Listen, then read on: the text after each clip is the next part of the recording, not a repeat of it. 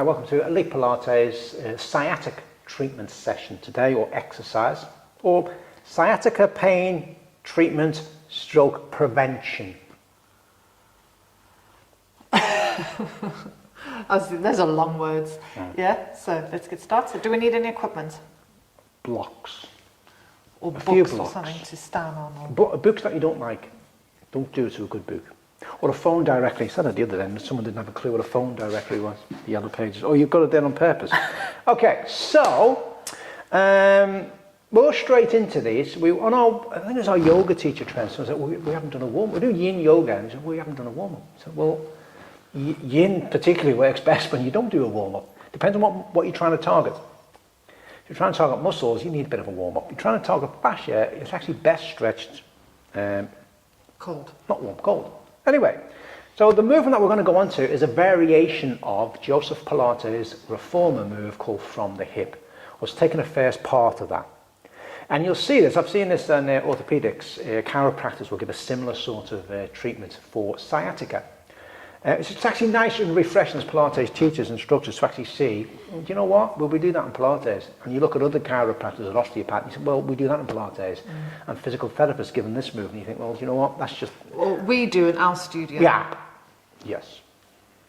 When you know what you're talking about, clinical Pilates.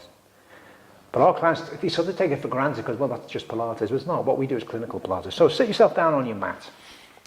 Let's go straight into this sciatica prevention and treatment.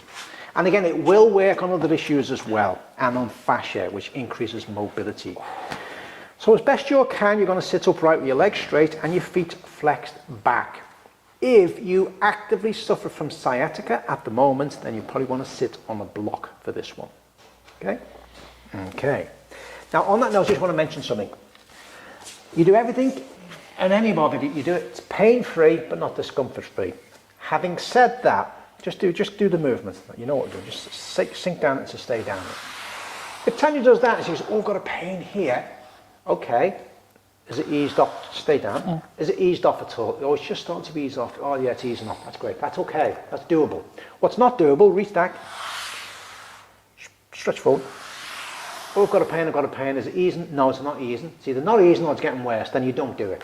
Or you can reduce the range of motion. Okay, what point does it come to where it's not painful? Not painful there? If you go a bit further, what's it feel like? A bit painful coming in? Okay, so just come out of it. So you come just shy of it. It's not a case of don't do nothing, especially from sciatica point of view. We need movement there. Most of the time, pain does not mean damage. Most of the time. With sciatica in particular. Because you're impinging on a nerve. You're not actually technically damaging the nerve, although there's someone out there who will give you an argument that you are. But you get the idea.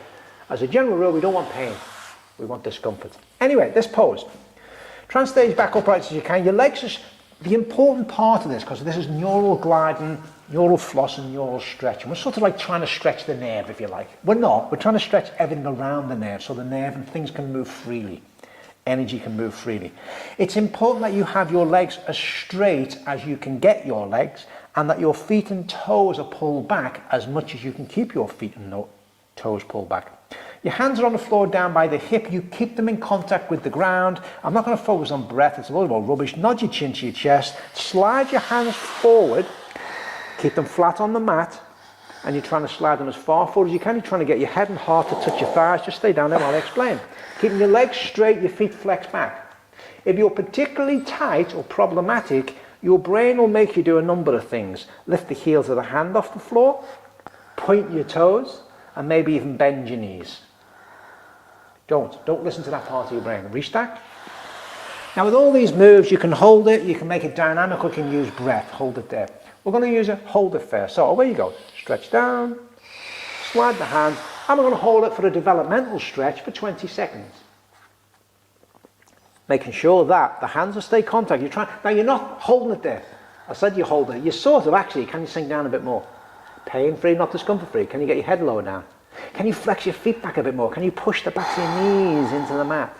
After 20 seconds, slide it back in and restretch the spine. So that's one speed that we can do all these moves on that we covered in a video series. You can do them holding it for 20 or 30 seconds. I find 20 seconds is plenty. Or you can do it to breath. Just restack. Breathe in to prepare. Long, slow breath out, nod the chin, slide the hands forward, keep reaching until you fully breathe out, and then you breathe back in again. Or you can do them relatively dynamically. I'd suggest being warmed up for the dynamic version. Away you go. As soon as you're out there, you're back again. Each time, can you try and keep it a little bit further? Keep your feet flexed back. Super. So that's, I actually like to do all three in a session, to be honest with you. Usually start off with hold it for 20 seconds, then do the breath one, and then maybe do the dynamic one. There's benefits to each one. If you're particularly cold in the morning, I probably wouldn't suggest doing the dynamic one straight away. I'd probably want some sort of mobility and warmed up first there. Okay with that one? Mm-hmm. Let's add a little bit more of a neural component into this now. Now I do these for the hold ones rather than the dynamic, although you still can. Hands down, but you do the same thing. So slide down, hold it down there. Okay, just hold it down there, don't worry about your breath, just breathe. And then, slowly and with control, can you lift your chin up to look up to the ceiling as high up as you can, keeping that. Now, as you do that, make sure the hands don't come off the floor or they don't come in again. You keep the spine and the legs exactly as it is, just the head and neck you're moving. Oh.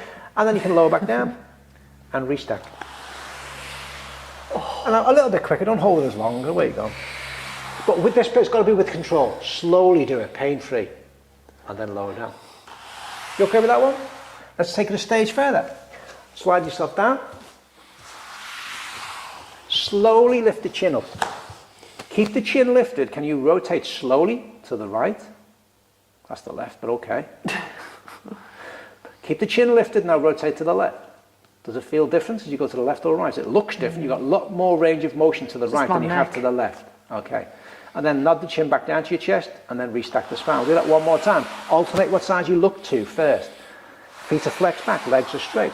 Lift the chin slowly with control. Rotate to the left.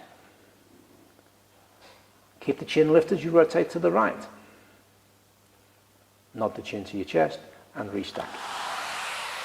Any questions on from the hip, that version? We're going to go into something now to challenge the nerve a bit more. Now the one that I prefer to target the sciatic nerve more, and you'll feel this possibly more on the back of the knees, and that is to sit on the block and to have your heels on the block. Now you can do any combination of this. So you can do that, as I mentioned before, especially if you're suffering from sciatica, is to sit on the block. And the reason for that is purely and simply, when you're on the floor, you're stressing more S1, L5 joint, the lower back more. I don't want to overthink that. So you can do that. You can do all we've just done with your feet on the block. It gets the hamstring, calf, knee, lower back slightly differently than when you're just on the floor. Usually when the bum is lifted, the pelvis is elevated a little bit, you're getting a little bit higher up, away from L5 and S1, and you're bringing it a little bit higher, that's all. You're taking a little bit more of the stress away from the L5, S1. Okay, but what I want to go on to this, so another one you can do, sorry, I'll cover this, take your bum off that. Again, there's no right or wrong, it just targets, certainly from the sciatic point of view, this is a better one. For treatment, for prevention. Feet are flexed back and away you go, you're doing exactly the same. Just be careful that if you're hypermobile, if you hyperextend in the knees, I wouldn't suggest doing this version. Or if you do, just put some supports underneath the knees. So everything we've just done you can do, so maybe lift the chin up, flex those feet back though, your brain will make you want to point the feet. And for me personally, the better version, I think,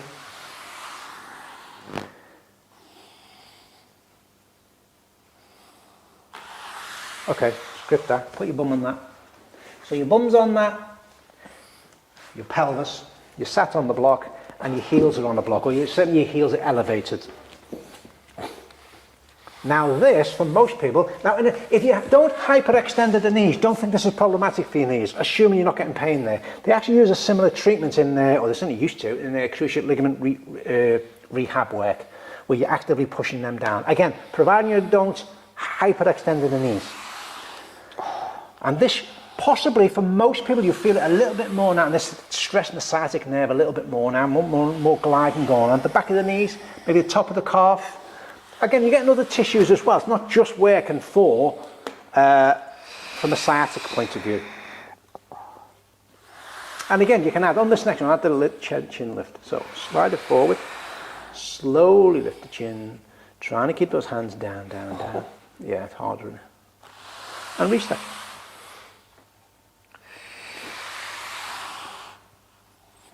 And what I usually say to the clients is experiment with the different block positions. And I use the term, there's different ways you can look at it, is what do you feel works best for your body? What does it feel like it's doing more good for you? Yeah. Doesn't mean it's the nicest one. No, in fact, usually it won't be. It's not necessarily the, oh yeah, that's easier, let's do that. It's a case of, oh no, it's sort of like, it's a bit horrible, but I can feel it's doing my body the most good.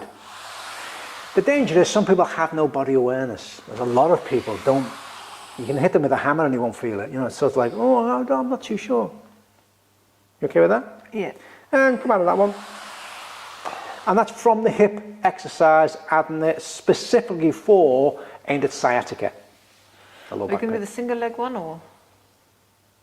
Oh yeah, sorry, that's what I meant to do. Sorry, I went off on a tangent there. Okay, so that's the basic version we do. What I usually do then, if I'm specifically on a sciatica session, exercises, is, I like to do this facing the camera, but okay.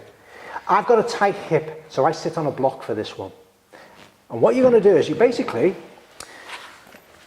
so let's just do it all off the block first. So just do from the hip again. So what I'll stress to people is, so just hold it down there. Imagine I'm slicing you in half, your left side of your body, your right side of your body. When you're doing any movement, how does it feel? And then come back up again. How does it feel, your left side compared to your right side? Does it feel any different?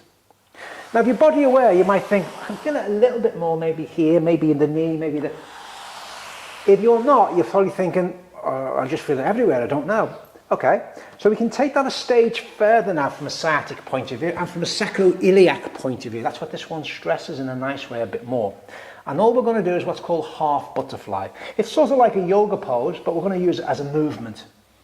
So, both legs are out in front. Which leg do you want to do first? As it's facing the camera, the right leg, you're just going to take the right leg out of the equation. You're just going to put the foot against the left thigh. Allow this hip will externally rotate, drop the knee down as much as you can. Now, this is Tanya's version, Tanya does yoga. A lot of people, myself included, the knee will be in the air. That's why I particularly prefer to sit on a block. It allows for more external rotation of that hip and allows the knee to drop down more.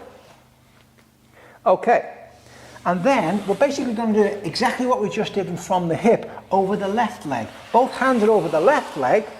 How does that feel on your body? And again, you can hold it for 20, or you can do it dynamically, or you can use your breath. But how does that feel on your body? And then all you simply do you want to face the camera so you can see? Oh no, you got that one, haven't you? Sorry, apologise. Okay, so now, let's say you've done whatever you're doing it for, whether you're doing it for time, whether you're doing it for how many you do, just swap sides now and compare, that's crucial. Now, when we compare from a sciatic point of view, you may want to take into account how it feels on the hamstring. Usually within class I say to people, I'm not interested in what it feels like on your calf or hamstring. We're interested in moving the whole spine. But from a sciatica point of view, how does that feel on, mainly on the lower back? Does it feel different? But how does it feel? Does it feel like it's pulling more on the sciatic nerve? You might feel it in the calf or even in the hamstring, the back of the knee or your bum. Any difference? Yeah. I feel it more on this side. Okay, so how can we stress that in a nice way, that sciatic nerve and also sacroiliac, the pelvic mobility a bit more. And it's taking it like a stage further, if you will. Just move the block out the way. And it's slide the right leg in, so the foot is flat on the floor. And I'll just quickly explain what's happening at the back. So one pelvis is almost like that on Tanya. And when you bring that leg in, this pelvis basically rotates backwards relative to the other one.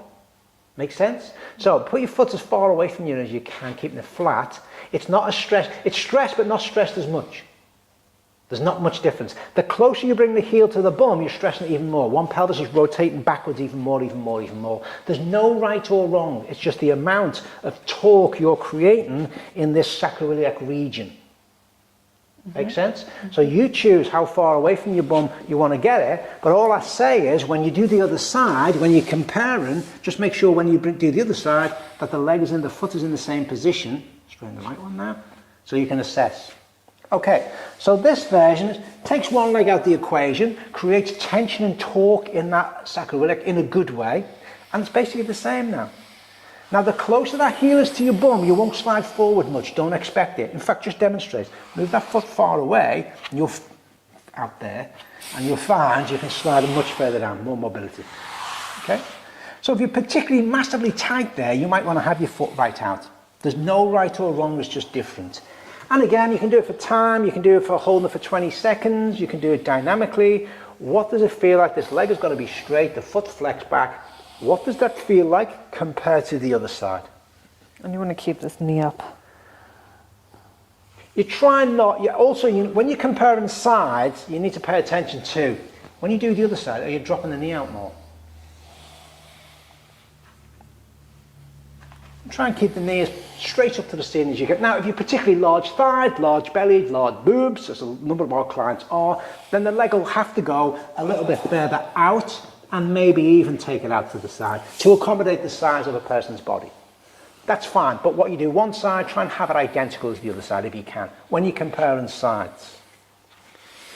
And for most people, I usually advise, my advice is do both sides, but do a little bit more on your more problematic side, the side which is the issue for you. Oh, this feels nice. Now, from a sciatica point of view, because sometimes, depends on what I've been up to, what's restricting me one side might actually be in the shoulders and upper back. From a sciatica point of view, that will have a relevance, but we're more interested in the lower back, the lumbar part of the spine.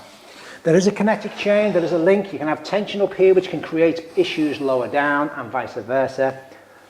But as a general rule, in relation to sciatica, we're interested in that lower back. Now again, hold it there. You can add into this as well. I wasn't going to label it, but you can. You can do that. Slowly lift the chin up. And you slowly rotate it to the left.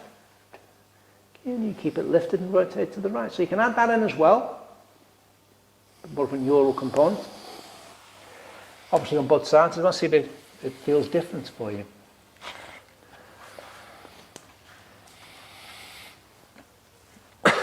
So it's easier. And likewise, I tend not to with these, I'll be honest with you, but you can have your block. You can sit on the block, you can have your heel on the block. I can feel it more there in the joints. Any questions with it? And that's the variations that we do from a Joseph Pilates original one on the reformer called From the Hip, or it's part of From the Hip. If you know the full movement, he brings the arms up and over and all the rest of it. Yeah, any questions?